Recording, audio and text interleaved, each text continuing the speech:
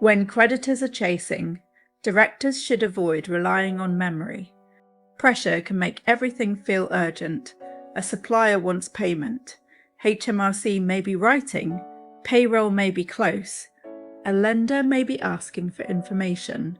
A landlord may be threatening action. In that moment, the director is usually trying to keep the business moving. In those moments, the aim is to keep people paid and avoid making the position worse.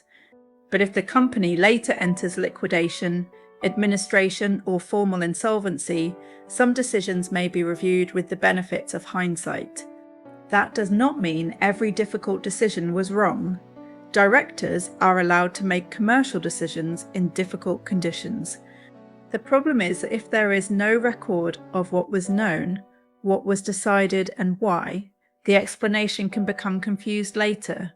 So the first practical rule is simple. Build a decision record while the facts are still fresh.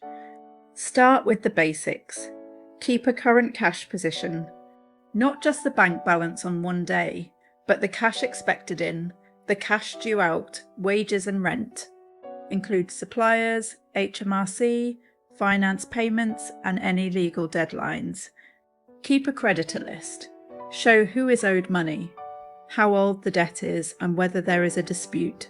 Determine whether suppliers are critical and whether any creditor has taken formal action. Keep HMRC separate. VAT, PAYE, national insurance and corporation tax are different pressure points. Directors should know what is overdue, whether returns are filed, and whether current tax is still being paid. Keep payroll dates visible. The business needs to know whether payroll can be met without making unrealistic assumptions. Then record the decisions.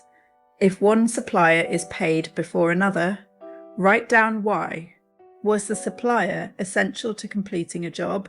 Was there a retention of title issue? Would non-payment stop the business trading? Was there a dispute with another creditor? Was the payment needed to protect value for the company as a whole? The point is not to create a defensive essay. A short, dated note is often better than silence. Next, keep advice records together. Record when you spoke to an accountant, solicitor, or insolvency practitioner. Record when it happened, who was involved, what information was provided, and what next step was suggested. Do not turn advice notes into something they are not, but do keep evidence of the conversations that shape decisions. Another important area is cash flow versions. A forecast from 3 weeks ago can matter even if it later turned out to be wrong. It may show what the directors believed at the time, what receipts were expected, and whether rescue looked realistic. Save versions rather than overwriting everything. If the forecast changed because a contract was lost, make that visible. A timeline is often much easier to understand than a bundle of disconnected spreadsheets. Directors should also keep a record of connected party issues.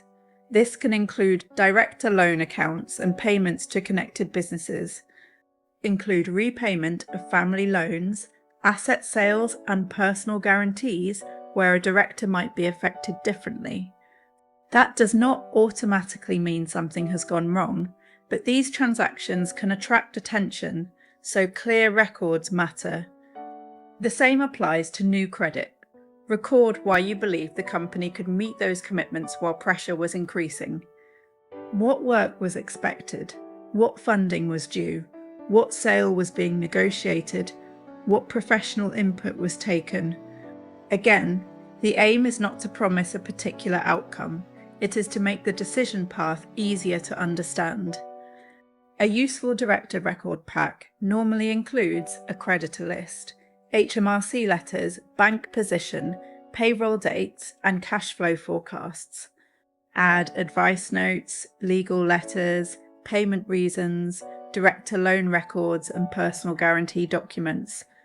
If pressure is live, build the timeline in order. What changed first? When did cash become tight? When were deadlines received? That timeline can make the next conversation with an advisor much more efficient. Preparation is not advice.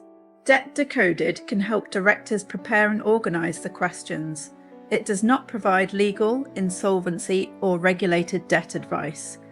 If there is live legal action, enforcement, a winding up petition threat, or investigation contact, speak to a suitable professional quickly.